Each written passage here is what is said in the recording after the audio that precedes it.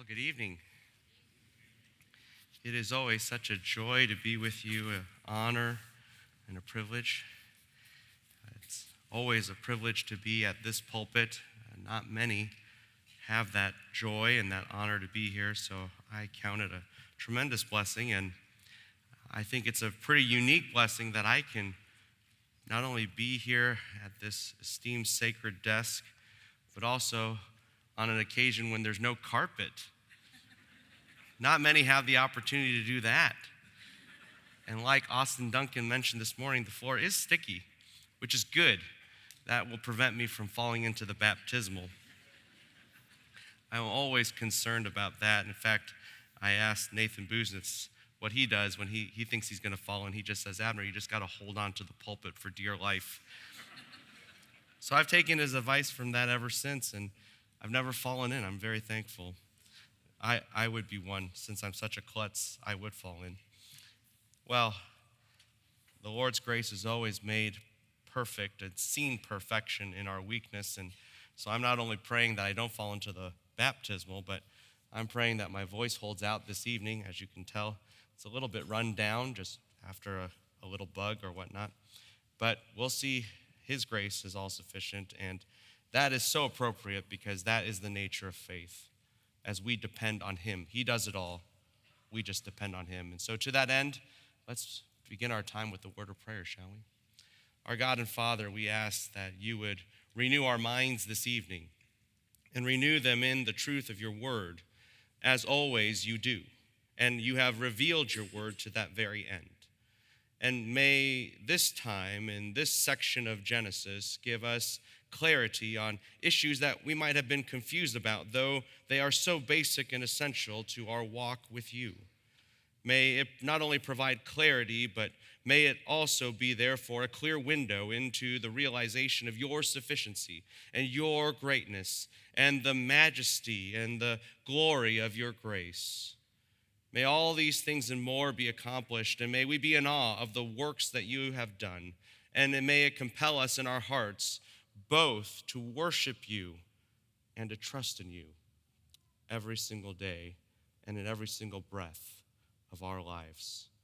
Be with us now, O God, in your word. Grant us joy as we go through these things, and may it be that you are honored through it all. In your name we pray, amen. As we continue our walk through Genesis, it is good to remind ourselves of all the glorious things our God has driven, that he has unveiled and compelled a plan starting from the beginning. And in the beginning, he has declared and revealed his glory, that he is creator and we are not. He is creator and we are all creation. That is the magisterial distinction between God and everyone else.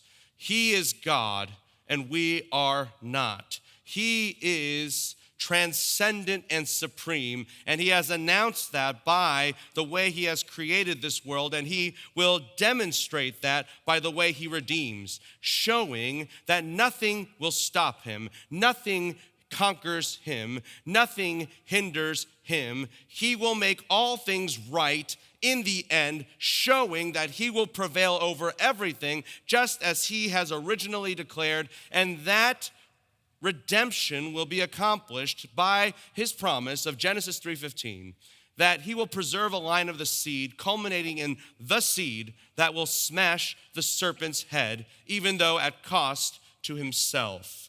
And so God, as we recalled through the opening chapters of Genesis, does wondrous things for this plan to proceed forward. He reconfigures the entire world even through the flood so that his plan will march forward. And he even divides humanity into different nations counteracting nations, so that his plan will go forward.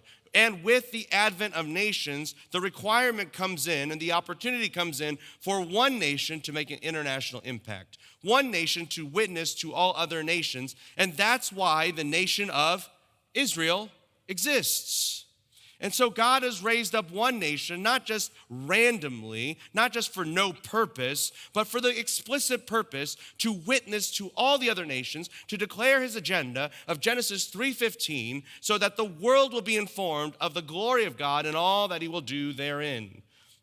Well, that requires that the nation be ingrained with certain truths, that the DNA of this nation, the foundation of this nation, be ingrained with certain theological realities that they can demonstrate and declare to the entire watching world. And so as God raises up the patriarchs, the foundational family of the nation of Israel, he is going to ingrain in them certain truths even as he advances his plan. In fact, both go hand in hand. It is by ingraining in them these truths that his plan advances so that Israel will declare to the world the whole truth about the plan of God and redemption. And one of those basic theological truths that we are now going to see in the life of Abraham, the founding father, shall we say, of the nation of Israel, that foundational truth is faith. Faith. We know that faith is absolutely so intrinsic and so basic to the Christian life. It is the response to the gospel. It is the response to Genesis 3:15. It is the response to God's Son. We are to believe. Acts 2, Peter charges the people around him to believe. Acts 16, the famous phrase, believe on the Lord Jesus Christ. Ephesians 2:8 and 9, we know this, for it is by grace through faith you are saved. We know that belief is absolutely essential, that faith is absolutely intrinsic and basic. But because of that, the term faith, the idea of believing, it's been overused. It has become ubiquitous in our society, and the original idea, the original charge of believing in God about the gospel, or believe the Lord Jesus Christ, it starts to be de-evolved. People talk about, well, you just got to believe, not in Jesus, you got to believe in yourself. That's what people say all the time. Believe in yourself. And then it goes and shifts from there. People say, well, okay. You just got to have faith. Have faith. They don't even tell you what to have faith in. You just have to have some. Whatever that means. And then, of course, Disney, being Disney, their mantra in a lot of their movies is just believe. What does that even mean? And what will even happen if you do that? What does it mean to just believe? As if it's some kind of magical feeling that will make a magical kingdom. What does just believe mean? And what has happened is faith in Christ, which is very defined and very specific, has become completely amorphous. We don't know what we believe in anymore. We don't know who we believe anymore. We don't even think that's necessary. You don't even have to focus on an object. You just have to have this feeling, this sensation, this idea of faith. And it's an absolutely amorphous notion. And so what has become basic and what is essential to the Christian life because of overuse has become confused. And we have no idea what faith is anymore. That's why we often wonder, people ask us, is faith a work? If you've ever asked that question, then what we're confused about is not what works are. We're pretty good on that. We just don't know what faith is. And sometimes people wonder, well, is faith something we do? Is faith something that reflects on us? How can it relate to work? Is faith just some intellectual exercise? And the questions continue to pile up. And what it demonstrates is even though this is so basic, so essential, so fundamental, we don't know what faith is. Just to illustrate, I was recently preaching on Hebrews 11, and it dawned on me. Hebrews, the book, is about Christ. Chapter 1, it's about the glories of Christ. Chapter 2, the glories of Christ. Chapter 3, the glories of Christ. Chapter 4, guess what it's about? The glories of Christ.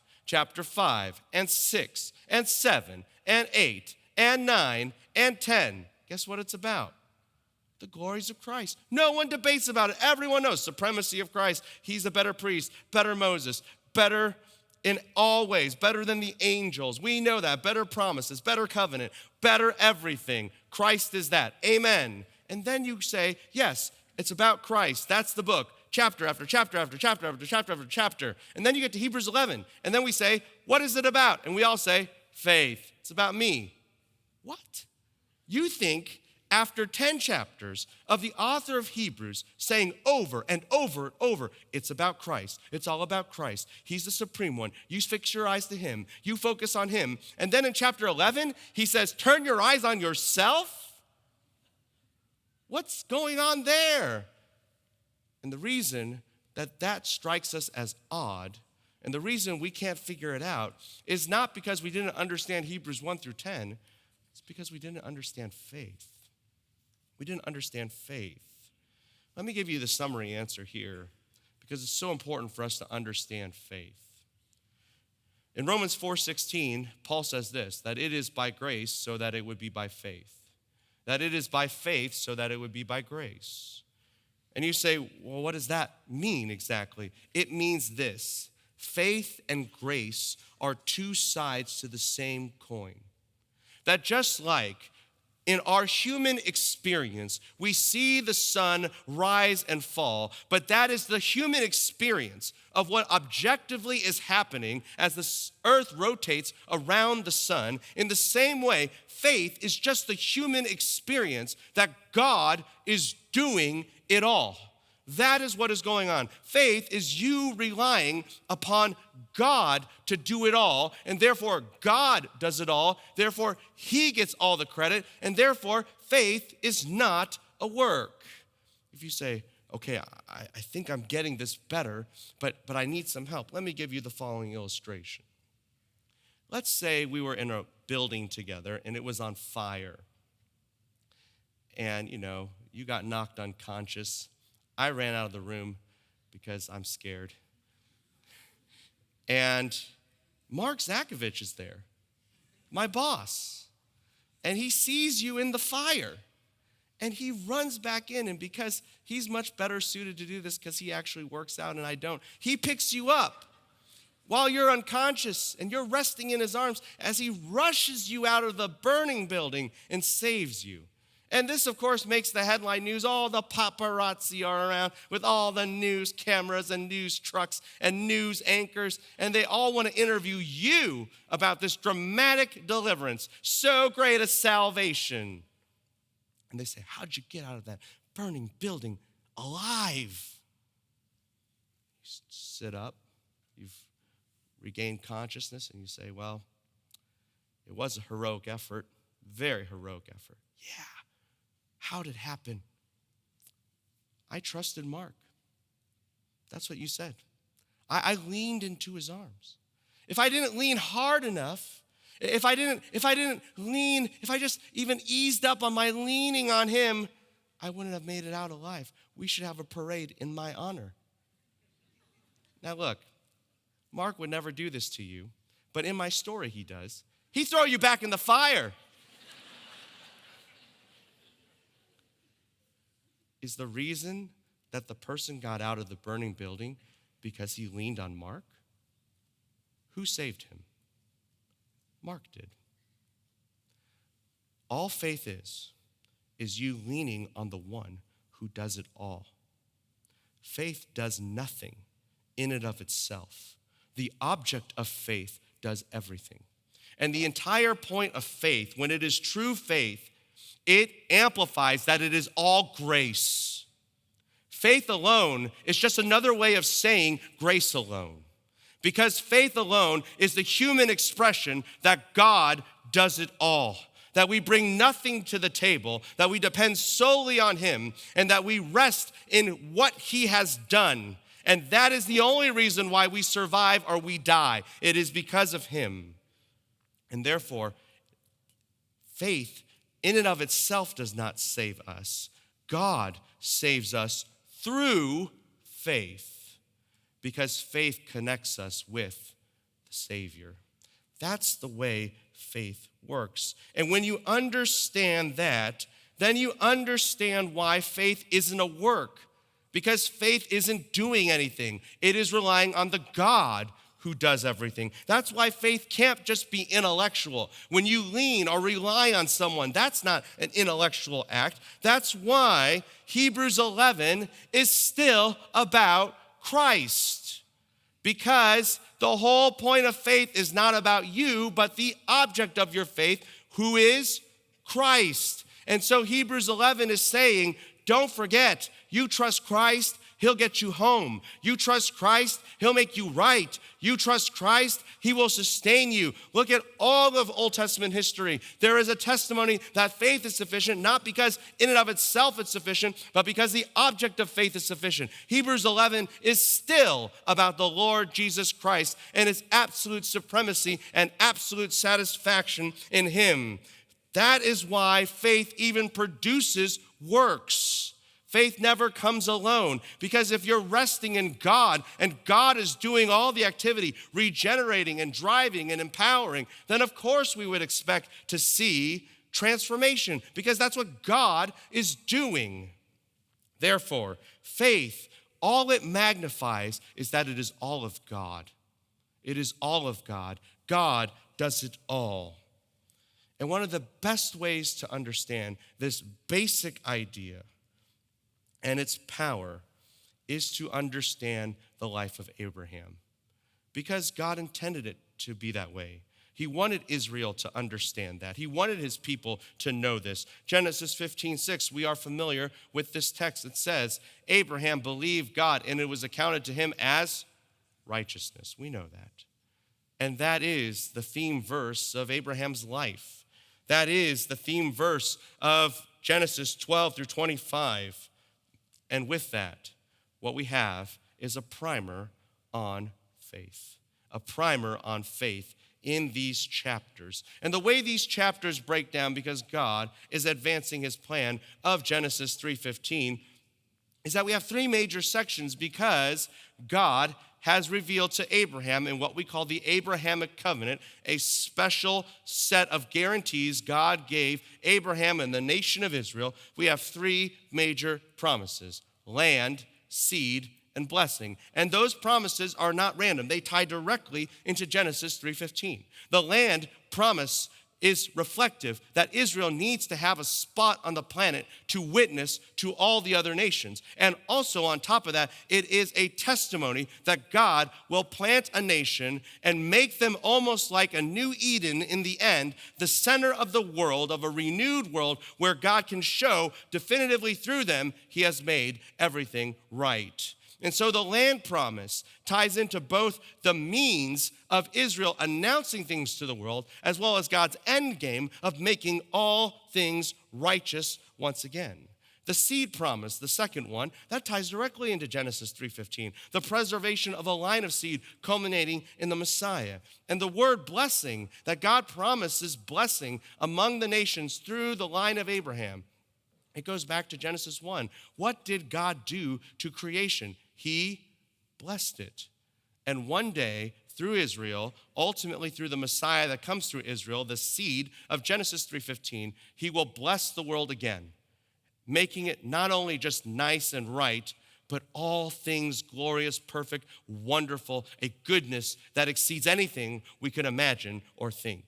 And so God entrusts these three promises that both secure the means and the end of his plan of Genesis 3:15 to Abraham in this covenant. And as he cultivates these realities in Abraham's life, he needs to train Abraham to believe them, to have faith in God. And so those are the 3 points for this evening. And with that, here's the first one, the land promise. Genesis 12 through 13. Genesis 12 through 13, the land promise. Let's see how God instills faith in Abraham about the land. The very opening of Genesis 12 is a call to faith. It is a call to trust God.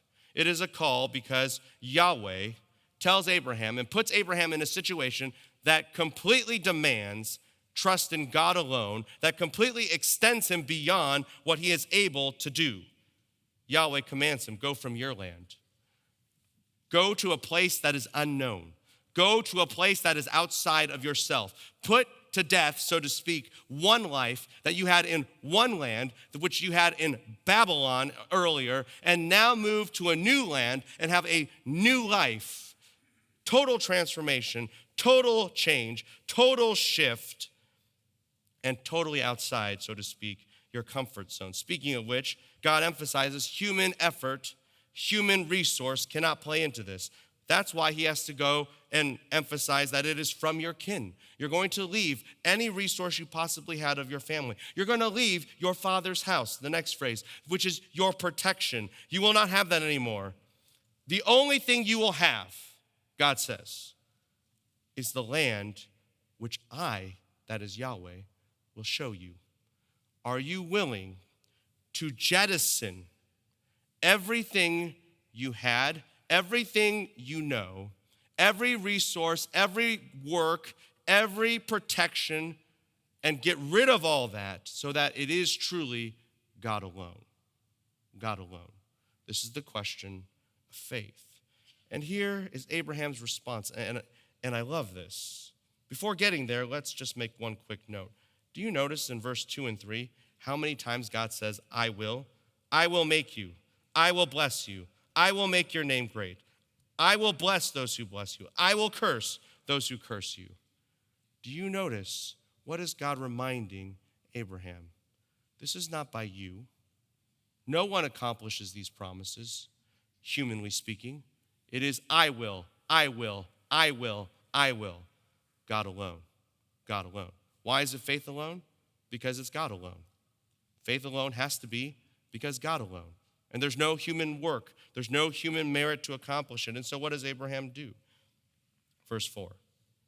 Abraham goes exactly as Yahweh commanded him, as exactly Yahweh spoke to him. You know what faith does? It produces exact obedience. And not only that, notice, if I was Abraham, if I was Abram at this time, I might think, this is a huge risk. And what do you do with risk? Well, you diversify. You have backup plans. You have contingencies. So I'll do a scouting mission to Canaan. And if it looks good, then I'll bring my family. I'll send for them. They can come after me. Is that what Abraham does? No. Abram, all he does is he immediately takes with him Lot and his wife. There's no backup plan. There's no contingency. And you might think, well, if I was Abram and if I was facing risk, I might try to manipulate the situation and just kind of leave a little bit of a nest egg behind. In case I lose it all, at least I can go back and restart and I have something. Have some savings behind. Notice what the next phrase says. That he not only takes Sarah, his wife, and Lot, verse 5, he takes everything that he possessed, every person that he has, and they went. What does this show you? It shows you in a powerful way the nature of faith. It is faith alone and God alone, and faith is total. There is no reservation.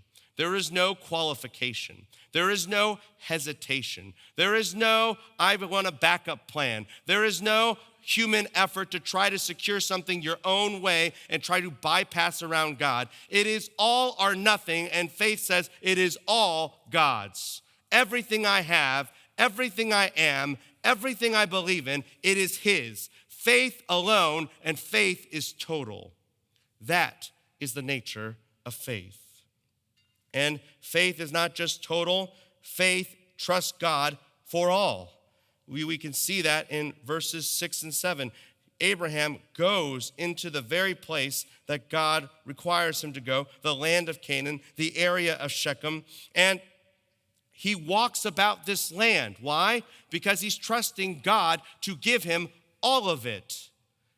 He has no say. He has no manipulation in this regard. He's just relying upon God to do it all. And God appears, verse 7, and says, I will give you this land. I will give. Notice that language again. I will give. This is all God. And so to acknowledge that truth, what does Abram do? He doesn't start building houses. He doesn't start planting flags that say, this is my turf. He doesn't do any of that. Here's what he does. He builds altars. He builds altars. Why? Because everything is focused on who? God. That's what faith is about. Not my effort, not my manipulation, not my schemes. That has nothing to do with faith. Faith is always about the object of faith, the God who says, I will. So Abram builds altars to that God to point everyone to him. That is faith. Faith is alone. Faith is total. Faith looks to God. Faith is for not just the part, but the whole. That is the nature of faith. But God tests this. He's been cultivating this in Abram's life, providentially guiding him through this entire experience. But God tests him. Verse 10, there's a famine in the land. The very land that God said, this is your land. This is the land I will give to you. There is a famine there. But instead of staying, what does Abram do? He goes down to Egypt. What should he have done? He should have stayed. Why? Because God said, this is the land I'm giving to you. And what's the point? It will happen no matter what. Do you believe God over your own circumstance? That's the question. Abram didn't. So he goes down and he starts to use man's reasoning, a sense of pragmatism to manipulate his way to survive and have the promise. And one level of compromise affects another level of compromise. And as a result, he comes up with this completely harebrained scheme. Tell Sarai, we know this. It's so bad. He says, just pretend you're my sister. You think, what? Why would you tell your wife that ever? On so many different levels. You know, Hebrews 11 says Sarah had to have faith. You know one reason why? Abraham. So, Abraham does this. And it seems like it's working. The deception is working. The human manipulation appears to be successful. Abram is getting more property and more people under his household. He's growing. But here's the danger. That's the line of the seed. And the line of the seed is about to be corrupted. This is catastrophic if it goes wrong in the plan of God. And so God intervenes. He intervenes. He steps in. There are plagues, which works out exactly what he said. Blessed are those who bless you, but cursed are those who curse you. And that is exactly what God enacts here. And the Egyptians are foiled in a perhaps ignorant attempt to corrupt the messianic line. And Sarah is revealed to be not just a sister, but a wife, and therefore the whole thing is foiled, and the line is preserved, and Abram is sent back home. And do you know what he does the moment he gets home? He builds an altar. Why? Because he realizes the only reason I got out of this, the only reason I could survive, the only reason everything did not just completely collapse is because of God. He learns faith. He learns faith in God alone. Abraham's far from perfect. In fact, most of the time that you'll find in Genesis with all these tests of faith, he fails at least one every time, in every series. He's not perfect, but God is sanctifying him. And so God continues his plan. He wants to make Abraham a great nation. He has multiplied Abraham, and to the extent that that is Abram and Lot, they have grown so much that they can no longer be in the same area. You know this story. And so now they have to split. And the question is, who gets what land? Who goes where? And Abram allows Lot to have first choice. That's an act of faith. Did Abram learn his lesson? And the answer is, yes, he did. But don't just focus on Abram.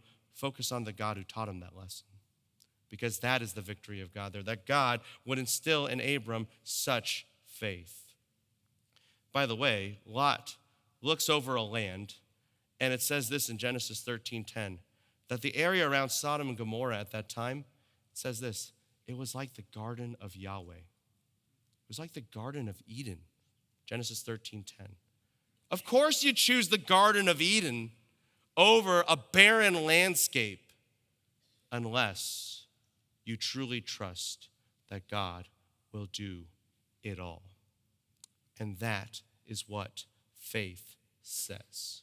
God will do it all. What we learn in this opening chapters of Abram's life, we learn that Abram at no point by trusting God and by certainly no ability of his own, it only makes things worse for him. His faith and his works even, they do not secure the promise. They do not accomplish the promise. You say, how do you know that? Because he never has a piece of property at this moment. He's just a nomad wandering through the land. Faith and the works that he didn't do anything. But what he did do, not by works, but by faith, is this. He trusted in the God who would do it all. He trusted in the God who would do it all. That's the nature of faith, and that tells us what faith is and what faith is not. Faith is not a work that by itself, and I stress that, by itself can achieve anything. Faith in Abraham's life by itself did not achieve the promises. God achieves the promises. But what faith is then?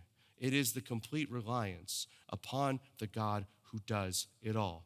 That's why faith alone is grace alone. That is why they are absolutely interconnected. And that is why faith is the human perspective of God doing it all. That is what is going on. You can see it in his life. He is depending on the God who says, I will, I will, I will, I will. In fact, even at the end of chapter 13, God reintroduces that to him.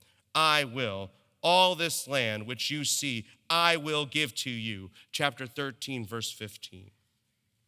And just as this is in Abraham's life, so it is in salvation. So it is in salvation. In salvation, God does it all. We don't work. And our faith is not even a work. Why? Because all our faith does is magnify that God does it all. That's it. That's how salvation works. When we come to Christ, we don't bring any merit, we don't bring any effort, we don't bring any work. All we do is rely on him to do it all. And him doing it all is grace. And us relying on him to do it all is faith. And faith then does nothing to accomplish salvation in and of itself because God is the one doing it all. It is all by grace through faith. And this doesn't just happen relative to believing in the gospel and trusting in God for salvation. It happens in sanctification. That's what's going on in Hebrews 11. We know, yes, that we are to work and we are to labor hard and we are to put to death sin, but we all know that it is by faith. Ultimately, we are resting on God. It is exactly like Philippians 2:12 through 13 says, we know that we are to work out our salvation. But what is true at the same time? That God is the one who works in us to will and to do. It is for this very reason that Paul in Galatians, a book that establishes the nature of sanctification, reminds us that ultimately we must say, it is not I, but Christ in me. Why? Because we always rest in God alone. God taught Abraham, it is by faith alone. There is no work. There is no manipulation. Anytime you try to do that, it just makes things worse, like Abram and his wife. All that happens when we introduce works is disaster. Rather, we rely upon God. And this is a basic lesson for salvation and for the life of sanctification. It is faith alone. Faith alone. And God taught that to Abram about the land. About the land. Well, there's another point. Having established and helped Abraham to see that he must trust in God alone for the land promise, and that the land promise is yes and amen, not because of Abram's effort at all, but because of God alone, God now tests him and cultivates in his life about faith concerning the seed. The seed. This is at the end of Genesis 13. Notice verse 16. God says, I will establish your seed like the dust of the earth. You won't be able to count. You won't be able to number the dust of the earth. You won't be able, therefore, to number your own seed. There is a transition happening here from the promise of land to the promise of seed. And that totally makes sense, because what is Abraham supposed to believe in? Faith is all about the object of faith, and we have seen that it is about God. That is what Abraham has already been learning through Genesis 12 and 13. But now we need to hone in on that. Now we need to detail that and specify that. And that is where the promise of seed comes in. After all, that's exactly what Genesis 3:15 is about. And so from chapters 14 through 22, God will inculcate into Abraham, do you believe the promise about the seed? Do you understand the promise of the seed? And for this very reason, chapter 14 follows exactly after chapter 13. And notice, it doesn't take a genius to figure out what this chapter is about. Chapter 14, verse 1, king of Shinar, King Eleazar, King Elam, king of the Goyim, king of the nations. Look at verse 2. What do? You have Bera, the king of Sodom, and you have the king of Gomorrah, and you have the king of Adamah, and you have the king of Zeboyim, and you have the king of Bela. And then look at chapter 14, verse 5. You have more mentions of all these different kings. And then in verse 8, you have mention of more kings. King of Sodom again, king of Gomorrah, king of Adamah, king of Zeboyim, king of Bela. And then you have verse 10, more kings. And then in verse 17, more kings. In fact, guess where they all meet? It's the valley of Sheva, which is what? The valley of the king. I wonder what this passage is about. It's about a bunch of kings. And on one hand, the fact that Abraham can be involved in this situation with all these kings implies that he's a what? King. And God is working out his promise. But more than that, what God is showing here and why God is talking about kings after king after king after king is what he is emphasizing is this. Do you want to understand my seed promise? Do you want to understand Genesis 3:15? The seed will be a king. That's the point. And right as you understand this, king, king, king, king, scattered throughout this entire passage, then in verse 18, what do we have? You have Melchizedek, and his name means king of righteousness. In a passage about kings, you have the introduction of a king. Now, to be clear, some people think that Melchizedek is a pre-incarnate appearance of Christ. There is nothing in Genesis 14 that would suggest that. Even in fact, in Psalm 110, we have evidence that would go against it, because David says that Jesus will be in the order of Melchizedek. It would be a tautology to say that Jesus is in the order of Jesus. Rather, Jesus is following a pattern of someone else. And so Melchizedek is distinguished from Jesus. And in Hebrews 7, that is actually reinforced. Hebrews 7 is an explanation of what it means to be in the order of Melchizedek, reminding us that as we look at Genesis 14, it's laid out in introducing a king and introducing a priest in a way that is not found in any other place in the Old Testament. And those idiosyncrasies, those differences, so to speak, amplify what it means that Jesus is in the order of Melchizedek, what it means to qualify for this order. All that to say that Genesis 14 is not intended to talk about Melchizedek as a pre-incarnate Christ, but here's what it does. It establishes the order of Melchizedek in which Jesus will follow. And what do we learn about Melchizedek? Fundamentally, here's what we learn: that he is both king and priest, something that never could happen in Israel. Kings came from one line, the line of Judah. Priests came from a different line, the line of Levi. And the two never could meet together. Anytime you tried to merge king and priest back in those days, in the days of Israel, they could never be merged. God even set a curse against those who would transgress those boundaries. There's only one who can be in the line of Melchizedek, because he is both king and priest, the culmination of all leadership, the culmination of all authority. What do you start to learn about the seed? Here's what you learn. He is the culmination of all sovereign power. Why? Because he's the king.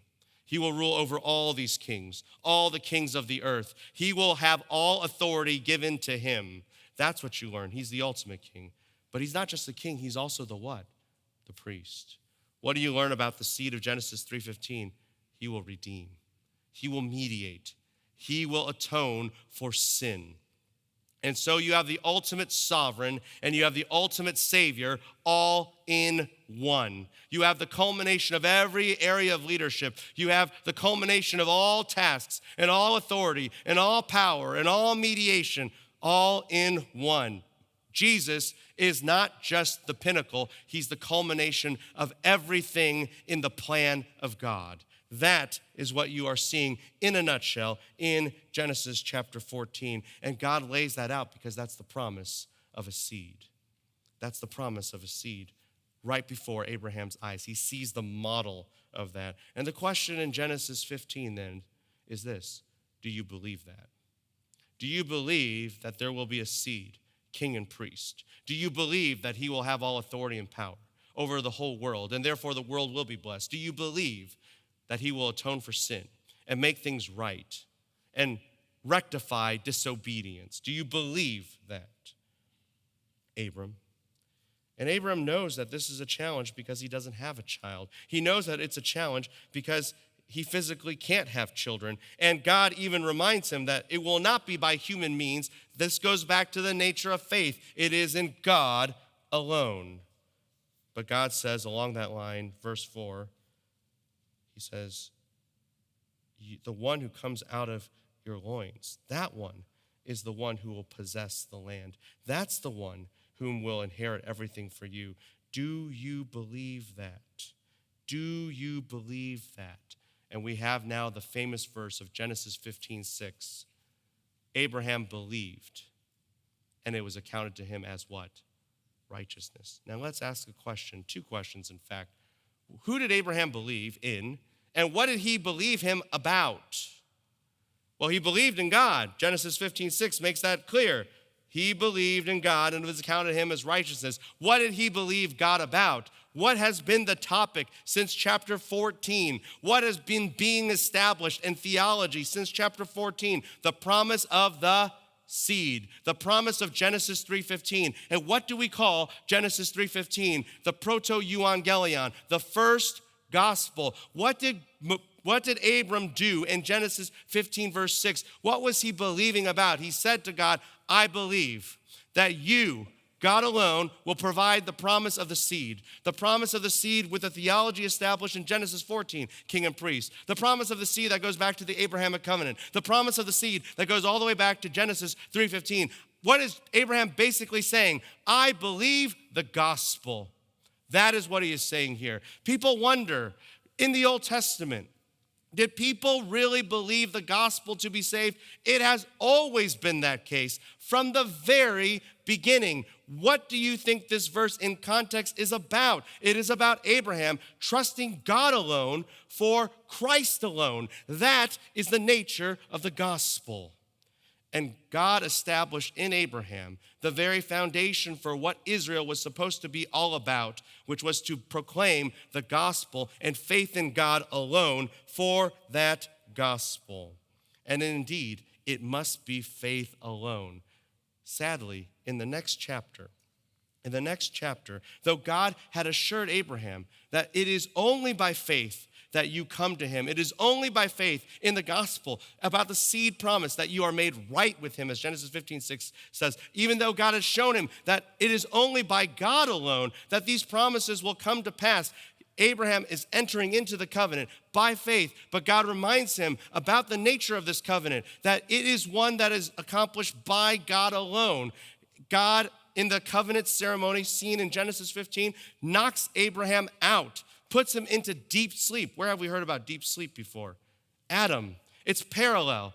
God is saying, I'm continuing my plan with Adam. I'm continuing it through Abraham, through this covenant. And in this covenant, God has ordered Abraham to split apart these pieces. And here's the idea of the pieces. When you walk through the pieces in a normal covenant ceremony, you are saying, if I violate the promises, if I violate my side of the bargain, you can cut me in half like those pieces. Guess what Abraham's doing? He's asleep.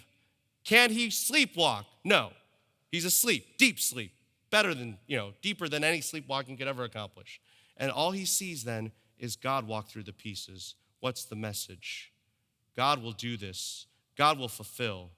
It is truly by faith alone and God alone. Why? Because God will do it all Whether you are ready or not, or able or not, it's completely irrelevant. God will fulfill his promises. And so God has shown to Abraham over and over, it is by faith alone. It is by faith alone. God will do it alone. He will fulfill all the Abrahamic covenant alone. It is what we call unilateral, not dependent on man. It never has depended on man. Nevertheless, chapter 16, having done all of that, what does Abram do with his wife? They go to Hagar. They use human means to try to have a son. And it spells complete disaster for the rest of Israel's history. God teaches Abram the hard way. It's never by works. Never by works. Always by faith. Verse 17 seals that. Because in verse 17, Abram has the sign of circumcision, which is a reminder, the only way you come to Christ, you come and are right, you come to the covenant, it is by faith in God alone, about Christ alone. And in verses 18 through 19, we have the promise and proof of that. As God visits Abraham, even though he's failed and even though he's made mistakes, God is continuing to work on him. And God gives assurance not only to Abram, but to his wife as well, changing Abraham's name to Abraham, changing Sarai's name to Sarah, visiting them, and then even saving Lot to demonstrate that God is the one who is faithful. God alone does all these different things. God alone will deliver, even though there will be harsh judgment for the sin of homosexuality in Genesis 19, God still will deliver because he's faithful to his people. And that same faithfulness of God alone doing all of this about the seed, Abraham has no ability whatsoever, is seen in chapter 20. In chapter 20, it's very fascinating. It might sound like a little bit of deja vu, because when you read chapter 20, you say, this sounds a lot like chapter 12. Abraham's still claiming that his wife is his sister. And why, and here's the question though, why does Sarai, at age when Abraham's nearly 99 to 100 and Sarah's not too far behind, why would she be brought into a harem under the presumption that she can have children? Have you ever thought about that? What individual, what king would do that to Sarah? Would assume that about Sarah, unless one of two things is true. One, Sarah looks young because God regenerated her so that she looked like she could have children, so that she looked like she was much younger than she was. That could happen. Or two, Sarah looked younger, prompting the king to do this because God never allowed her to age this whole time. You say, which one is it? I don't know. But I do know it's a miracle. And that's the entire point of chapter 20 in part. How does this happen and why is this here? It is a testimony. God alone. God alone did this. God alone somehow preserved or regenerated Sarah so that in the next chapter, what does it say? Then Yahweh visited Sarah just as he said, and Sarah what? Verse 2, conceived. Conceived. It's all of God. All of God. He did the miraculous. And it is all of God. And we know then that the seed promise, it isn't because of what Abraham can do. It isn't because of what anything Abraham could achieve. Anytime he tried to use his own manipulation, it ends up with catastrophe, with ramifications that devastate the nation of Israel to this very day. It's always by God alone. And so God says, I've taught you the seed promise, which you believe in. That's how you're saved. That's how you're justified. Will you truly believe all the way to the end? And in chapter 22, there's a test, a final test to see if Abraham really will believe. If Abraham will truly and fully and totally and alone trust in God. We know that everything is predicated. The seed promise is predicated upon Isaac. We know that every promise in continuity is predicated upon Isaac, land, seed, and blessing, because if it just stops with Abraham, everything stops. Abraham has no promise realized at this moment. So God says, will you be willing to kill your own son, to put everything in jeopardy, everything on the line. And on top of that, it is your son. Speaking of which, notice the language here. I love what the rabbis do with it. Look at chapter 22, verse 2. Then he said, take your son. And Abraham's thinking, this is how the rabbis read it, I got Isaac and Ishmael, your only son. I got two. The one you love. I love them both. Isaac. Oh. Are you willing to sacrifice it all, to trust in God when the odds seem impossible? Because you're confident in God. Because you know not yourself, but because you know your God. And you know the Lord Jesus Christ. That's the question here. And Abraham, it just says, it's so amazing. Abraham keeps walking. He keeps walking. Verse 3, he continues his journey. Verse 6, he continues his journey. Faith perseveres. And how do we know how much faith and the nature of his faith and the nature of his confidence and commitment to the Lord? We see it in verse 5. It is exactly what the author of Hebrews says. The author of Hebrews says that Abraham knew that God could even raise his son from the dead. How do we know that from this text? Look at verse 5. He's talking to his young men and he says, stay here with the donkeys. I and the lad, we will go. We will worship. And what's the last phrase of verse 5, chapter 22? We will return. What did he know? Even if I must sacrifice Isaac on the altar, we will still return. We will come back. Why? Because my God can overcome death. And my God can do the impossible. And he will not break a promise. If Isaac is the one who continues the line of seed, it will continue through him no matter what. And so, God tests Abraham, and he nearly sacrifices Isaac. And at that moment that he's about to do it, God tells him to stop and says, now I know you fear me. That's what he says. Because God alone is everything to Abraham. That's what's going on. And what does this remind us? It's faith alone, in God alone, for the gospel alone. That's what's being established in these chapters. It is about the seed promise and that God will advance that seed promise. And the way that we receive it is not by manipulation. It is by faith. It is by faith. Faith alone for Christ alone. Let me put it this way, and this is so important. God reminds Abraham that the way who you believe in matters. You don't put faith in your works. And you don't even put faith in your faith. This is a problem sometimes in our circles, in our lives. We have doubts, or we know somebody who has doubts, and we ask them, well, how do you know you're saved? When you say, how do you know you're saved? That question is really asking, in truth, who do you believe in? What are you putting your faith in? But if you say, how do I know I'm saved? And you answer it this way, I know I'm saved because I believe. What have you just done? You put faith in your faith. You put faith in yourself. And now do you see why people, they just get so distraught about this, and it's a downward destructive cycle? Because when you set your eyes on yourself, and if you're the reason for your salvation, then you're going to start having to ask questions. Is my faith good enough? Do I have enough faith? Is my faith valid? Was my first profession good enough? Was it worthy enough? Was it excellent enough? Was it genuine enough? Was it sincere enough? Was it powerful enough? Because all you're doing is focusing on yourself. Why are we saved? Because of Christ. Because we have a God who can raise the dead. Because we have a God who sent the seed to conquer sin and death, to die for us. When you answer that way, your eyes stop looking at yourself and on who? On Christ. And when you start looking on Christ, then your confidence is in him and not yourself. And not only is your confidence in him, but he begins to change your life.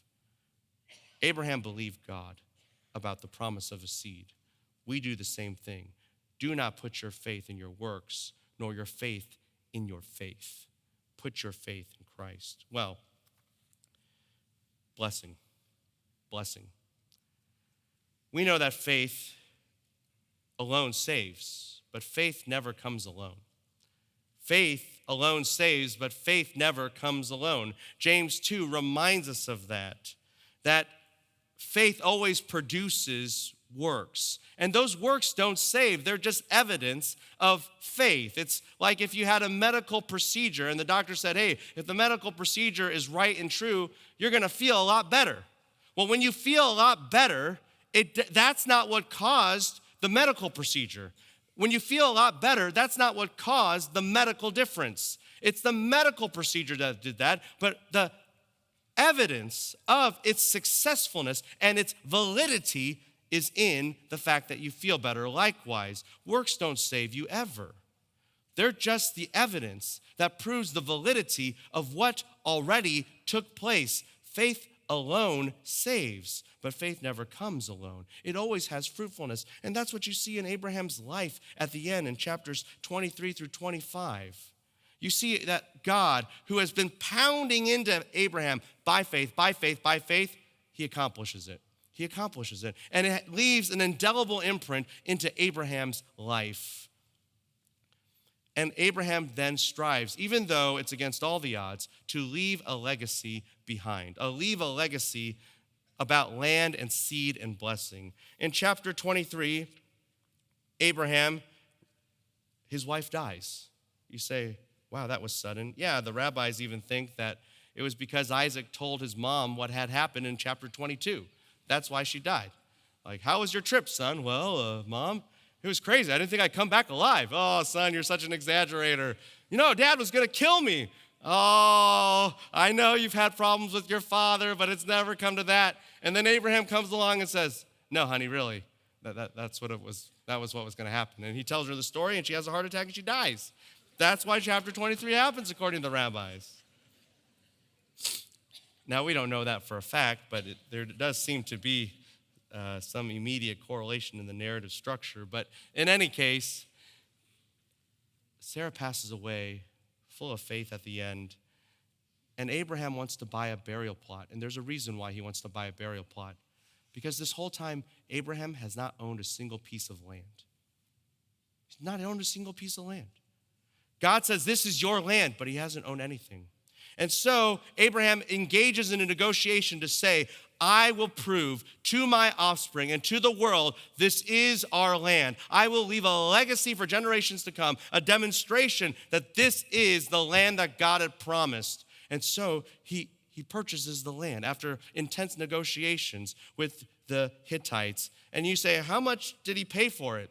Modern day equivalent, some people estimate on the low end, $2 million. $2 million. You say, how big was the property?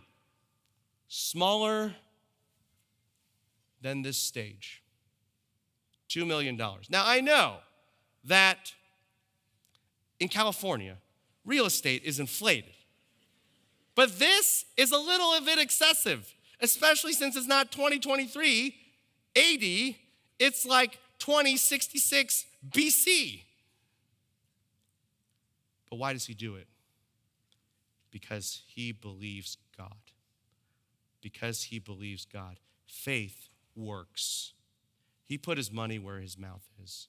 And it's not just that he leaves the legacy of land, he leaves the legacy of a seed. Chapter 24. He knows that Isaac needs to have children. He believes that that will happen. He believes that this is the beginning of the line that culminates in the Messiah. So he secures and he desires to secure a wife for Isaac. And the way it all happens is a demonstration of legacy, of faith. His servant goes out, and it says in the text, I love this, that he went out with 10 camels. And you say, why does the Bible mention 10 camels? Because of the request that the servant's going to ask, that a woman would water and give water to all the camels. Think about this. Let's do some math really quick. 10 camels, each of them drinks about 30 gallons apiece, assuming they're a certain kind of camel prevalent at that time in the Middle East. And 30 gallons times 10 is 300. 300 gallons of water. Now, assuming that a woman carried a 3-gallon jug, which is a big assumption because that's actually kind of generous, but let's just do it for the sake of easy math. So how many trips would the woman have to do? How many trips would the woman have to do to water the camels? 100 trips. That's no easy task.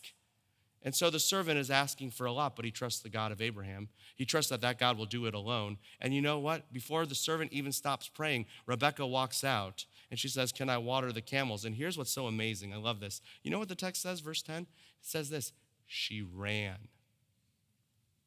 Look, if I was carrying a jug, I'd walk. I'm already doing you a favor. It can wait. And by walk round 2, I would quit. It's too heavy, this jar of water. Too much distance, dragging it from the well and everything. What is she? She's a bionic woman. And you know what the text says? The servant stared in silence. Well, no kidding. I would too. That's amazing. Because of what the Lord had done. You see, God instilled in Abraham faith. And that faith did work. Work that secured a land. Work that secured a seed for the seed. And in chapter 25, here's what it says. Abraham gave all that to Isaac. Right there, what do you have? He passed on the land. He passed it on to a seed. And by passing it on, that's a what? A blessing. A blessing right there. And Abraham leaves it all. Faith alone saves. But faith never comes alone. Abraham does things that are just astounding. You put your money where your mouth is. You ask for so much. You do so much for generations that you will never see. Why? Because he believed God. He was absolutely confident in him. All of this is an example and a demonstration of exactly what Paul says in Romans chapter 4. That Abraham, hope against hope, he believed. His hope and his faith defied all human expectation. And he knew his body, it says in Romans 4, was as good as dead. But yet he still believed. Why? Because Romans 4 says, because he grew strong in the promises of God. What is faith? Faith says God alone, no matter what. Despite human expectation and despite human experience, I believe in God alone. And when you have that faith alone and truly Christ alone, that faith, though alone, will never be alone. Because that will drive you to do anything that even defies human expectation and human experience, because you know your God and you know what he has commanded you and you know he will never leave you and you know he can even raise the dead. So whatever he expects and whatever he demands, we will do because we trust in a God like that. And he is the one who is driving us. You know, there is this fallacy about the Old Testament that people say, oh, the Old Testament was all about works. Nothing could be further from the truth. Where does Paul go to establish faith alone? He doesn't go back to Jesus, although he could. He doesn't go back to Isaiah, though he could. He doesn't go back to Haggai, though he could. He goes ultimately all the way back to who? Abraham. Why? Because from that point, God had already established about these precious promises that have advanced redemptive history, land, seed, and blessing, that the message to all the world is that this will be accomplished not by works, not by human might, but by God alone. Therefore, it must be by faith alone, and all the glory goes to that God. Shall we pray? Our God and Father, thank you for this message of faith alone from the scriptures that magnifies that you do it all. May it be that in our lives that we rest in you alone, that you carry us through, that we rely on you and therefore are bold in our obedience, having every confidence in you.